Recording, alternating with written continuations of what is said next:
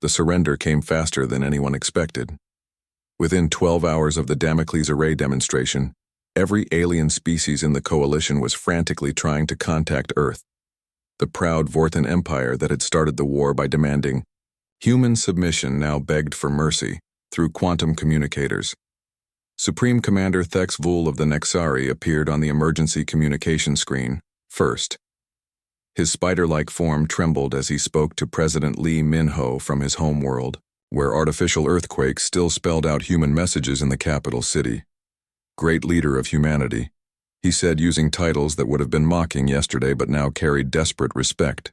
The Nexari Trade Federation formally surrenders to human authority. We beg for the safety of our civilian populations. President Lee sat in the command center beneath Earth, surrounded by the military leaders who had orchestrated what historians would later call the 6-Hour War. General Cho Hyun-woo stood with data tablets containing targeting solutions for every major alien population center. Dr. Yoon Na-ri monitored the quantum arrays that could end civilizations with a single command. The president looked at the communication screen showing alien leaders from across the galaxy. Each one waited in terror for his response. Their homeworlds remained under the invisible threat of weapons they could not see or understand. The war is over, President Lee said quietly, but his words carried. To every inhabited planet in known space, you demanded our surrender and threatened our children. You mistook our peaceful nature for weakness and our restraint for cowardice. Admiral Kim Tae-ho stepped forward, holding the surrender documents that had been prepared months in advance. The terms were surprisingly generous, which somehow made them more terrifying than demands for tribute or territory. These are the conditions for peace, Admiral Kim announced. The Galactic Coalition will be dissolved. Immediately, all military research and development will be placed under human supervision. Any species found developing weapons beyond basic defensive capabilities will face immediate consequences. Grand Admiral Kex Maureen of the Hirak appeared on another communication channel, his insect head bowed in submission. We accept all terms, Great Admiral of Humanity. Our hive fleets will be decommissioned and our weapons technology surrendered to your inspectors. But the most shocking part of the human terms was what they did not demand. There would be no tribute payments, no territorial conquest, no enslavement of alien populations. Instead, humans established something that had never existed in galactic history.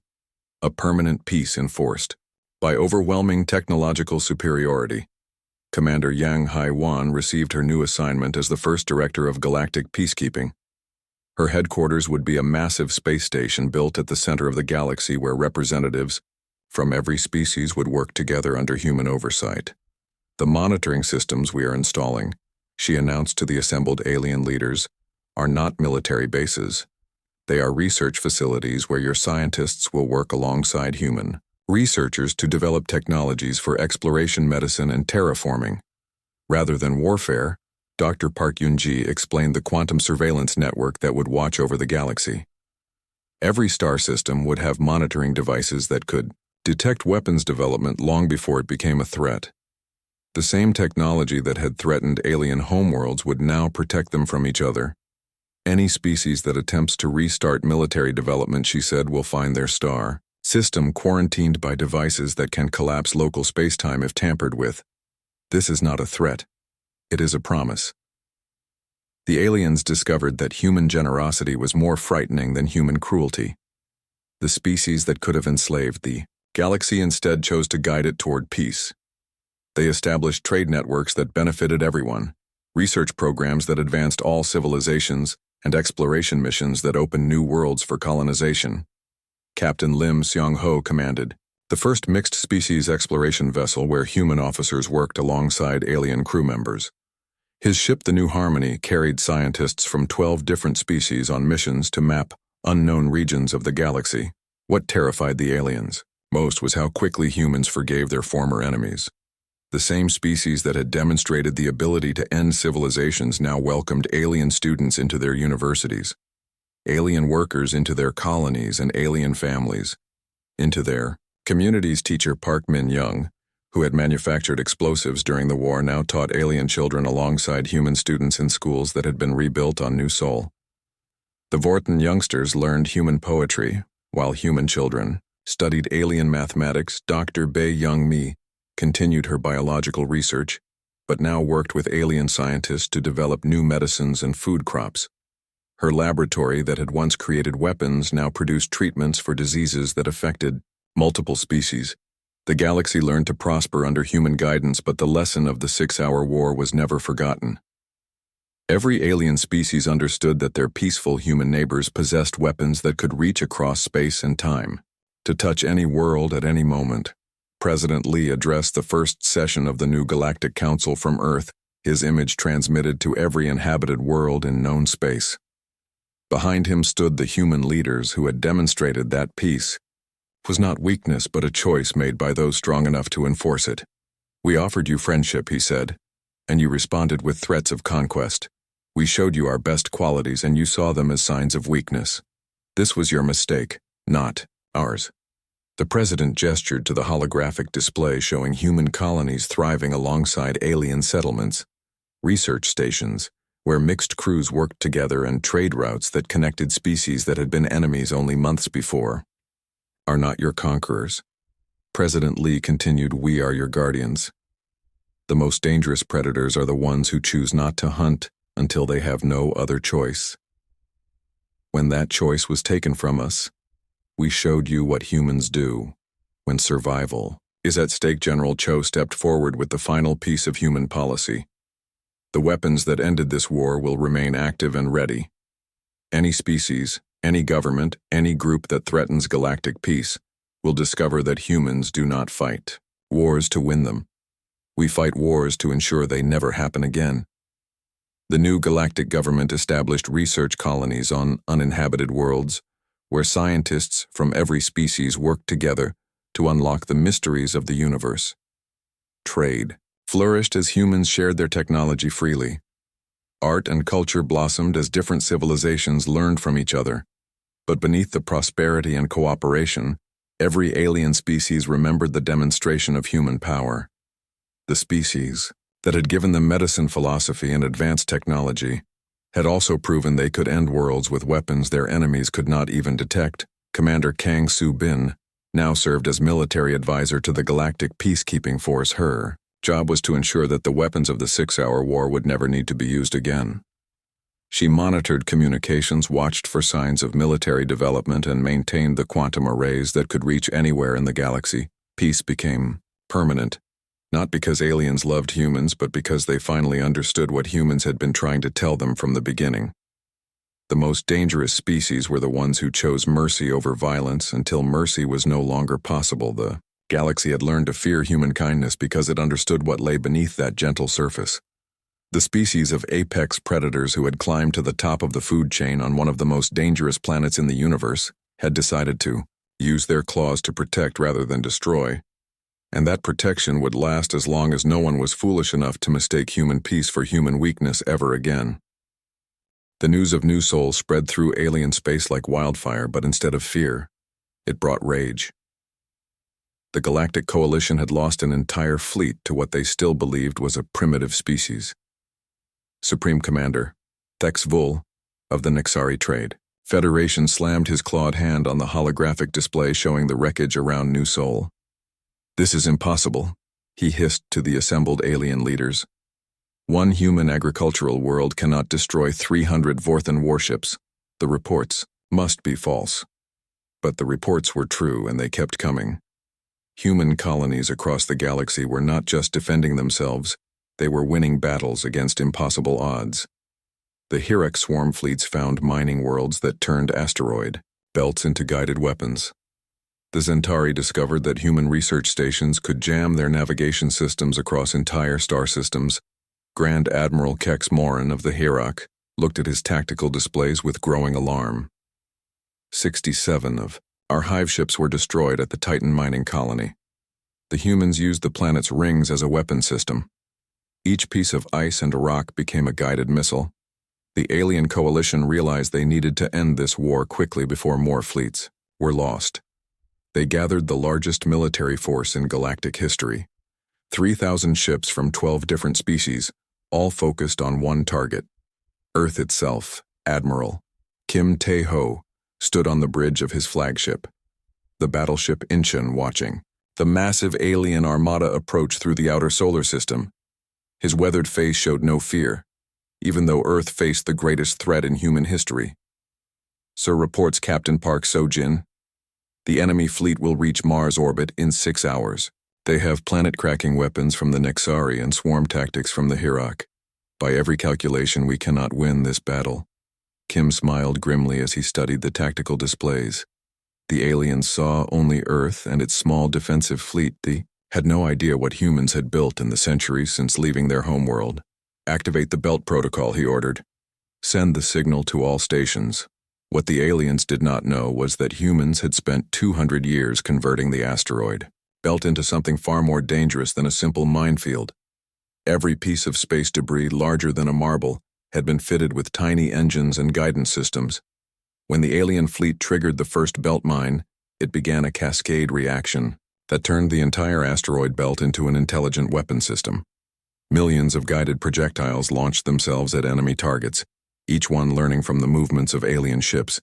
Captain Lim Seong-ho piloted his stealth ship, Ghost, of Jeju through the chaos, watching alien capital ships tear themselves apart, trying to escape weapons that adapted their attack patterns in real time.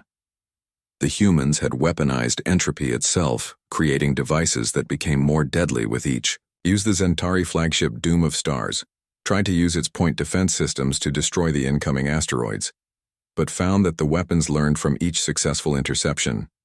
Within minutes, the small guided rocks were avoiding defensive fire and striking vital ship systems. Sir, the Zentari commander reported to his fleet admiral, "Our shields cannot stop these weapons. They are too small and too many. Our ships are being destroyed by pebbles that think." But the asteroid belt was only the beginning. Admiral Kim activated the second phase of Earth's defense. The hidden weapons platforms that had been disguised as communication satellites for decades began revealing their true purpose. The Damocles array consisted of quantum entanglement, transmitters placed throughout human space but connected to targeting systems hidden in Earth's upper atmosphere.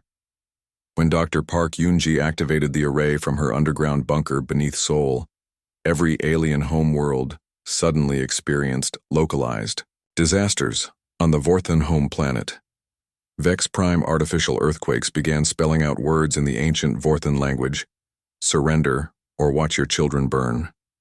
The message appeared simultaneously in every major city, carved into the ground by seismic weapons that could strike from anywhere in the galaxy. The Nexari trade world of Nex Central found its 3 moons shifting in their orbits, creating tidal forces that flooded coastal cities. The gravitational manipulation lasted exactly long enough to spell out mathematical equations that translated to, "We can reach you anywhere." The Hirak hive worlds discovered that their atmospheric processors were being controlled by human hackers who changed the chemical composition of their air just enough to make it smell like human flowers. The psychological impact was devastating because it proved humans could suffocate entire planets whenever they chose. Supreme Commander Thex Vul received emergency communications from every alien homeworld simultaneously. Each species was reporting impossible attacks that demonstrated human capabilities they had never imagined. "How are they doing this?" he demanded from his science officers. "Our worlds are hundreds of light years from human space. Nothing can travel that distance instantly." Dr. Zexkill, the Coalition's science advisor, studied the incoming data with growing horror. "Sir, the humans appear to have weaponized quantum entanglement itself. They can affect any location in the galaxy, from their home system.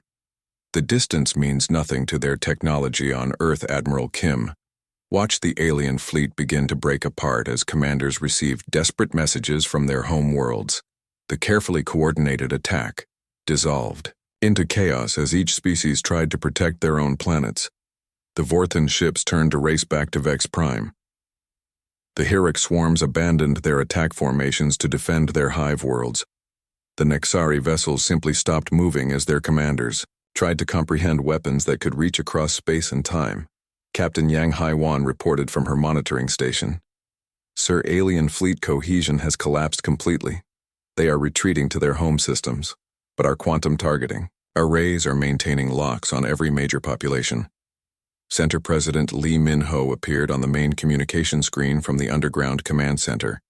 His face was calm, but his eyes held the weight of decisions that could end civilizations. "Admiral," he said quietly, "the enemy coalition is attempting to contact us.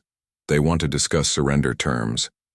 The alien species that had demanded human submission now found their own children held hostage by weapons they could not understand or defend.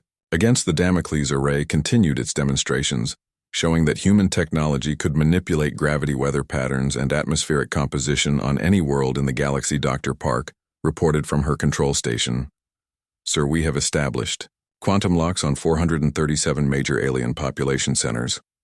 We can demonstrate our capabilities on uninhabited areas of their worlds, or we can target their cities directly." Admiral Kim looked out at the retreating alien fleet and made the decision that would reshape galactic civilization. The humans had proven they could destroy any world anywhere at any time. Now they had to decide whether mercy or fear would govern the new order. "Open communications to all alien fleet commanders," he ordered. "It is time to explain the new rules." The species that had mistaken human kindness for weakness were about to learn that the most dangerous predators were the ones who chose restraint until they had no other choice. The war was over, but the real lesson was just beginning. Humanity had shown the galaxy what happened when a species of apex predators decided to stop hiding their claws.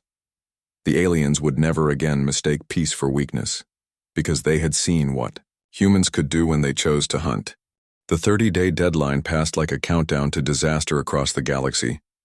Alien fleets moved toward human space with confidence that made their commanders smile. The Vorthan war fleet alone had 300 ships, each one larger than anything humans had ever built. Admiral Vextar commanded the assault on New Sol from his flagship bridge. The agricultural world looked peaceful from orbit, with green fields and small cities scattered across 3 continents. His 4 red eyes studied the tactical displays showing minimal human defenses. "This will be over in hours," he told his officers. "The humans have only 12 patrol ships and a few orbital stations. Once we destroy their pathetic fleet, we will land and claim this world for." The glory of Vorthan commander Kang Subin sat in the underground command center beneath New Sol, watching the alien ships enter the star system. Her control room was carved from solid rock 5 miles below the planet's surface, connected by tunnels that ran beneath every major continent. The farmers and teachers above her had no idea they were living on top of the most heavily fortified world in human space. What looked like grain silos were actually missile launchers. What appeared to be irrigation systems were power conduits for weapons that could reach into orbit. "Sir, the alien fleet is beginning orbital bombardment," reported Lieutenant Kim Do-han from his sensor station. "They are targeting our decoy installations first." Kang smiled grimly. The humans had spent 20 years building fake military bases on the surface. Each one looked important and was designed to draw enemy fire. The real defenses were hidden where no alien scanner could detect them. Let them waste their ammunition on empty buildings, she said. "Charge the Mjolnir grid to full power." Deep beneath New Sol, massive generators began converting the planet's geothermal energy into something far more dangerous. The volcanic activity that made the world fertile also provided unlimited power for weapons that turned physics into a weapon. The Vorthan fleet destroyed what they thought were human defensive positions.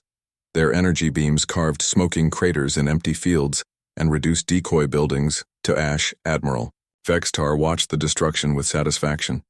"Prepare landing forces," he ordered. "Take 10,000 soldiers and secure the major cities. The humans will surrender once they see our power." The first troop transports entered the atmosphere carrying soldiers who expected to face frightened farmers with basic weapons. Instead, they found something that would become a nightmare story, told throughout alien space for generations. Commander Kang waited until half the enemy fleet had committed to atmospheric entry before activating humanity's real response. The Mjolnir defense grid had been designed by engineers who understood that the best weapons were the ones enemies never saw. Coming plasma columns erupted from hidden installations across New Sol, each one guided by targeting computers that tracked individual enemy ships. The superheated matter reached orbital altitude in seconds, moving faster than alien point defense systems could respond. The first Vorthan cruiser died when a plasma beam punched through its hull like paper. Molten metal sprayed across space as the ship broke apart. Secondary explosions destroyed 2 more vessels caught in the expanding debris field. Admiral Vextar stared at his tactical displays in shock. Half his fleet was gone in 30 seconds, and more plasma columns were rising from the planet like fingers of death reaching into space. His remaining ships tried to retreat but found their escape routes blocked. The humans had turned their agricultural world into a trap. Using gravitational field generators disguised as mining equipment, they created artificial gravity wells that held enemy ships in orbit where the plasma weapons could reach them. "Sir, we cannot escape," the Vorthan navigation officer reported in panic. "Our engines are not powerful enough to break free from these gravitational anomalies." On the planet's surface, the real horror began. Human colonists emerged from hidden bunkers carrying weapons that made alien military technology look primitive. These were not trained soldiers but ordinary people who had been preparing for this day their entire lives. Dr. Bae Young-mi led her research team through the burning forests created by the orbital battle. She had spent 15 years studying New Sol's native plant life. Now she used that knowledge to create biological weapons that turned the environment itself against the invaders. The Vorthan soldiers who survived the landing found themselves fighting an enemy that seemed to be everywhere and nowhere. Teams of humans appeared from underground tunnels, attacked with weapons that fired living ammunition, then vanished back into the planet's depths. Teacher Park. Min Young gathered her students in the elementary school basement and began manufacturing explosive devices using chemicals from the science laboratory. The children who had been learning about plant biology yesterday were now mixing compounds that could dissolve alien armor. The modified fungi that Dr. Bae released into the atmosphere began eating through Vorthan breathing equipment. The paralytic spores from native flowers made alien soldiers collapse after taking only a few breaths. The very air of New Sol became poisonous to the invaders. Engineer Cho Seung-woo used his construction equipment to collapse tunnel systems beneath alien positions. His excavation robots that had been building irrigation channels for 20 years now buried enemy soldiers alive beneath tons of earth and rock. What terrified the Vorthan survivors most was not the weapons but the humans who used them. These people fought with the same patient, methodical approach they had once used to terraform hostile worlds. They treated warfare like a problem to be solved, rather than a battle to be won. Admiral Vextar watched his ground forces get systematically destroyed by an enemy that refused to fight fair. The humans used traps, ambushes, and weapons that turned the planet's ecosystem against his soldiers. "Sir, we must retreat," the Vorthan communications officer reported. "We have lost 70% of our fleet and 90% of our ground forces. The humans are not fighting like any species we have encountered before." The surviving alien ships limped away from New Sol carrying news that would shock the galactic community. The humans had not just defended their world, they had turned it into a weapon that destroyed everything that came near it. But the worst part for the alien alliance was what happened next. Instead of celebrating their victory, the humans of New Sol calmly began repairing their equipment and preparing for the next attack. They acted like the destruction of a major alien fleet was just another day at work. Commander Kang sent her report to Earth using quantum communication systems that transmitted information instantly across interstellar distances. The message was simple and terrifying. New Sol secure. Enemy fleet destroyed with minimal casualties. Our people are ready for the next attack. The trap worked perfectly. Across human space, similar messages began arriving from other colony worlds. The aliens had expected easy conquests.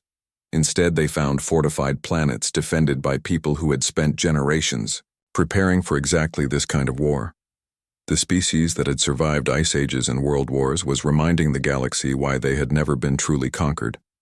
Earth itself remained untouched. But the lesson was clear. Every human world was ready to fight, and every human colonist was a potential soldier. The alien coalition gathered their remaining fleets and prepared for what they thought would be overwhelming attacks on human space. They still believed they could win through superior numbers and technology. They had no idea that the real war was about to begin, and it would be fought with weapons that could reach across the galaxy to touch their home worlds and families. The humans were done playing defense. It was time to show the aliens. What happened when a species of apex predators decided to hunt? President Lee Min-ho walked down the long white corridor that led to the deepest part of the Earth Military Command Center. The walls were thick concrete and steel built to survive anything the galaxy could throw at them. His footsteps echoed in, the silence as armed guards stepped aside to let him pass. The elevator dropped down 50 floors below the surface of Switzerland. The old nuclear bunkers from centuries past had been expanded and modernized into something far more dangerous. The president had hoped he would never need to use this place, but the message from Admiral Kim had changed everything. The war room doors opened with a soft hiss, revealing a circular chamber filled with holographic displays and computer screens. General Cho Hyun-woo stood at the center table, his scarred hands moving through three-dimensional star maps that showed every human colony in known space. "Sir, the aliens have 30 days to attack," General Cho said. Without looking up from the displays, "We have 15 major colonies and 47 smaller outposts. Their combined fleets outnumber our ships 8-1 in direct combat." President Lee sat down in the command chair and studied the tactical information floating in the air before him. Each human world showed up as a blue dot surrounded by red indicators marking alien fleet positions. The enemy had already begun moving their ships into attack formations. Dr. Yoon Nari entered the room carrying a black metal briefcase sealed with multiple locks. Her research division had been working on classified projects for 20 years, projects that had been hidden from the Galactic Council and even from most human military leaders. "Mr. President," she said, placing the briefcase on the table, "we have options that do not require conventional ship-to-ship battles. The Prometheus division has developed weapons and tactics that most species cannot even imagine." She opened the briefcase, revealing data tablets and small devices that looked harmless but contained the power to end civilizations. The president picked up one tablet and began reading through files with names like Project Damocles and Operation Scorched Earth. "These are the weapons we swore never to use," Lee said, quietly after reading for several minutes. "They violate every treaty humans have ever signed." Dr. Yoon nodded, her face serious and grim. "Sir, the aliens have made it clear they intend to destroy or enslave our entire species. Treaty violations will not matter if humanity ceases to exist." General Cho highlighted several star systems on the holographic display. "Sir, every human colony has emergency protocols that were established during the first wave of colonization. Each world was built with the assumption that it might someday face siege conditions." The president stood and walked around the command table, studying each human world in detail. New Seoul was an agricultural planet that fed 12 other colonies. New Busan manufactured the mining equipment used throughout human space. Jeju Station controlled the jump gates that connected human territory.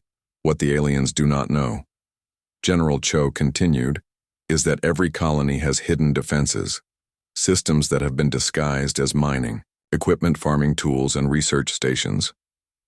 For 50 years we have been preparing for exactly this situation. Captain Han Ji-woo appeared on the main communication screen from her patrol ship near the edge of human space. Behind her, the bridge showed a small crew of 20 people operating what looked like a simple escort vessel. "Sir," she reported, "alien scout ships have been probing our outer defenses for the past week. They are mapping our ship positions and defensive structures. They believe they understand our capabilities." President Lee activated the secure communication channel. "Captain Han, your ship carries experimental weapons that could level continents. Are your crew aware of what they are flying?" "No, sir," the captain replied. "They believe we are running reconnaissance missions while the diplomats try to avoid war. They do not know that their patrol ship could destroy any alien capital ship in single combat." The president turned to Dr. Yoon and General Cho. The three leaders of humanity stood in the underground bunker, making decisions that would determine whether their species survived the next month. "Doctor, what is the status of the Deep Space Monitoring Network?" Dr. Yoon activated another holographic display showing a web of satellites and listening posts scattered throughout the galaxy. "Sir, we have been tracking alien communications for decades. We know the location of every major fleet, every important planet, and every command structure in their combined forces." She highlighted specific points of light in the display. Most alien species assume that humans only monitor the space around our own colonies. They have no idea that we placed surveillance devices in their home systems during the early days of first contact. General Cho pulled up deployment orders that had been prepared years in advance. Sir, Operation Silent Thunder can be activated within 6 hours. Every human colony will simultaneously switch from civilian mode to fortress mode. The aliens will discover that our farming worlds and mining stations are actually military bases in disguise. President Lee sat back in his command chair and considered the terrible choices before him. Humanity had spent 2 centuries building a reputation as peaceful explorers and traders. Now they would have to reveal that they were something else entirely. The species that had survived the Ice Age and 2 world wars had never stopped being predators. They had simply learned to hide their claws while they explored the galaxy and made friends with species who had never faced real hunters. Mr. President, Dr. Yoon said quietly, "There is one more option. The Ghost Wind Protocol allows us to strike at alien homeworlds simultaneously using quantum entanglement technology. We could demonstrate our capabilities without actually destroying their planets, show them that distance means nothing to human weapons," the president said. Understanding immediately. They would realize that their families and children are as vulnerable as our colonies. General Cho nodded. "Sir, the psychological impact would be devastating. Every alien species would understand that humans can reach anywhere in the galaxy at any time. We would not need to fight a war. We would simply need to prove that we could win one."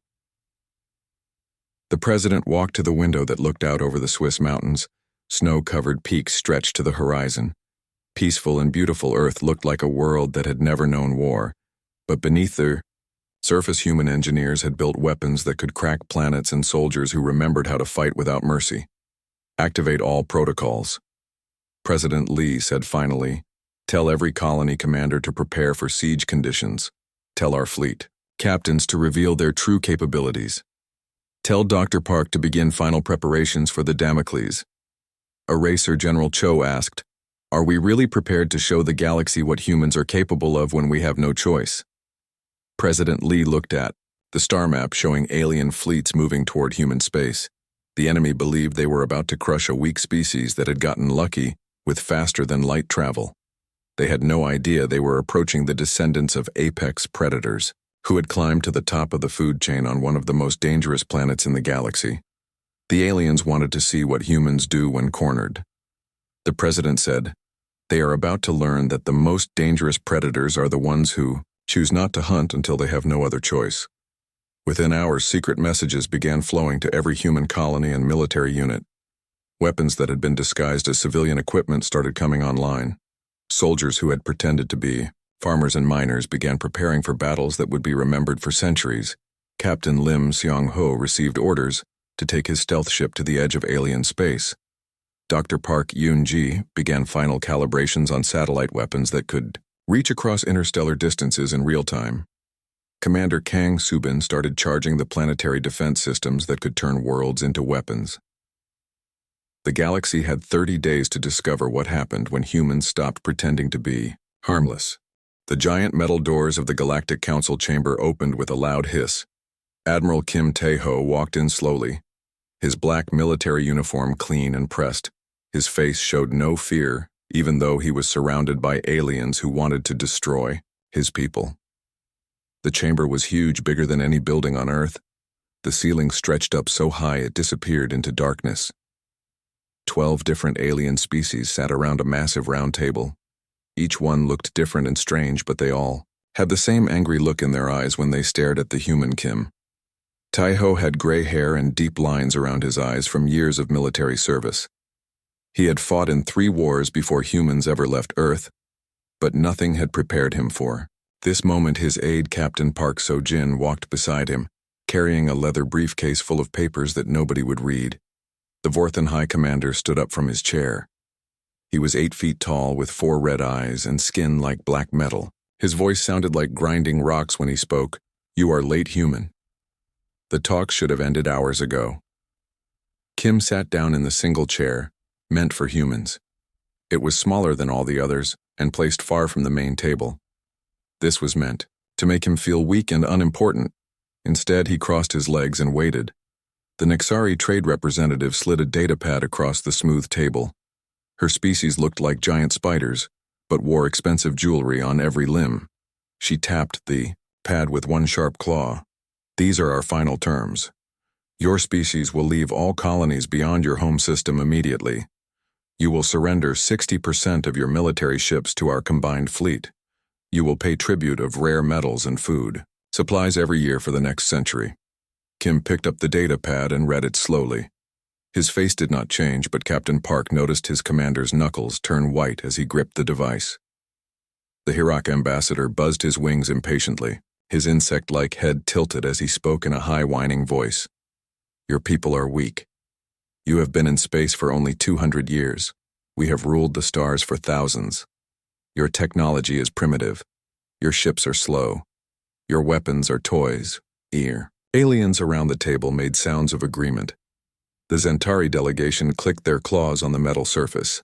The morphic representative shifted between different shapes, showing off their natural abilities. The atmosphere in the room felt heavy, with threat and anger. Kim set down the datapad and looked around the table slowly. He had studied each of these species for months before coming here. The Vorthans were warriors who respected only strength. The Nexari cared only about profit and trade routes. The Hiraks lived in massive hives and thought in terms of swarms. We came here to talk about peace, Kim said quietly. His voice carried clearly through the huge chamber, even though he was not shouting.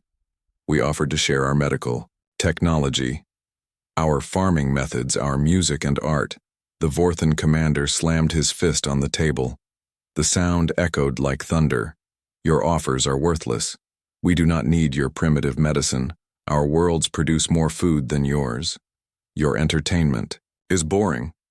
We want your colonies and your obedience. Nothing else matters. Captain Park stepped forward, but Kim raised his hand slightly. She understood and stayed quiet. Her commander had trained her to read his signals during their 5 years working together. The Keloth representative spoke next. His species was tall and thin, with pale blue skin and no visible mouth. They communicated through mind links but used translation devices to speak with other races. Your species has expanded too quickly, into space that belongs to others. You have built cities on worlds that should be ours. You have mined asteroids and systems we claimed long before your people learned to make fire. Kim stood up slowly. Captain Park gathered the papers from the table, even though none of the aliens had looked at them. The human proposals for fair trade agreements and shared research projects had been ignored completely. The chamber fell silent as Kim looked at each alien representative one by one. His gray eyes seemed to see something that made several species shift uncomfortably in their seats. You believe we are weak because we choose peace, Kim said. His voice was still quiet, but something in his tone made the room feel colder. You think our kindness means we cannot fight. You see our offers of friendship as signs of fear. The Vorthan commander laughed, a harsh sound like metal scraping against rock. Your entire military could not defeat one of our battle fleets. Your homeworld has weak defenses. Your colonies have no real weapons. What else should we think except that humans are cowards who hide behind empty words? Kim walked toward the exit. Captain Park followed him, carrying the briefcase of unread peace treaties. The alien representatives watched them go. Several were already making plans to divide human territory among themselves at the doorway. Kim turned back one final time. The aliens leaned forward, expecting him to beg or make desperate new offers. Instead, his next words would be remembered by every species in the galaxy for generations. We offered you partnership, Kim said. We showed you our best qualities, our desire for peace, our willingness to share what we have learned and created. You have chosen to see these things as weaknesses rather than strengths. He paused and the silence stretched until even the insects stopped buzzing. This is not our failure. Kim continued. It is yours. You have mistaken restraint for inability. You have confused mercy with cowardice. You believe that because we choose not to show our teeth, we do not have them. The Nexari representative clicked her claws nervously. Something in the human's voice made her think of predators waiting in dark places. The Keyleth tried to read Kim's mind, but found only calm emptiness like looking into deep water at night. The lack of fear or anger from the human was more disturbing than rage would have been. Captain Park opened the chamber doors. The sound echoed through the room like a final warning. "You have 30 standard days," the Vorthan commander called after them. "Surrender your colonies and submit to our authority, or we will take them by force." "Your choice." Human Kim stopped in the doorway without turning around. "Yes," he said quietly. "It is our choice." "You are correct about that." The doors closed behind the humans with a soft whisper. The alien representatives sat in silence for several minutes before beginning to argue about how to divide the human colonies among themselves. None of them understood what had just happened. They thought they had won a great victory through intimidation and threats. They believed the quiet human admiral had left in defeat and shame. Captain Park waited until they were far from the chamber before speaking. "Sir, what are our orders?" Kim looked out through a window at the stars beyond the station. His reflection in the glass showed a man who had seen too much war, but was prepared to see more. "Send a message to Earth." Kim said, "Tell President Lee that diplomacy has failed. Tell him the aliens have chosen to interpret our peaceful nature as weakness. And sir, tell him it is time to show them what humans do, when we have no choice but to fight." The message would reach Earth in 6 hours. The response would change the galaxy forever. But first, the aliens would have 30 days to prepare for what they thought would be an easy conquest. They would use that time to gather their fleets and plan their attacks. They had no idea that humans had been preparing for this possibility since the day they first left their homeworld. The species that had survived ice ages and world wars and the colonization of hostile planets was about to remind the galaxy why they had never truly been conquered. The peace talks had failed exactly as human military planners had predicted they would. The real negotiations were about to begin, and they would be conducted in a language that every species in the galaxy would understand, the language of consequences.